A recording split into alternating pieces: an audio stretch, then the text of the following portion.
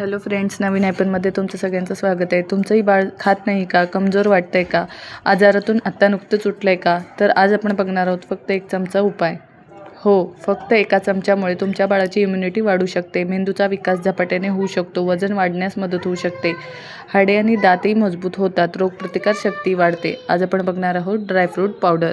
आपल्या चॅनलवरती अशाच प्रकारच्या वेगवेगळ्या रेसिपीज येत असतात. त्याचसोबतच बेबी केअर रिलेटेड टिप्सही आपल्या चॅनलवरती येत असतात. ड्रायफ्रूट पावडर बनवण्यासाठी आपण वापरत आहोत बदाम, काजू आणि तीळ.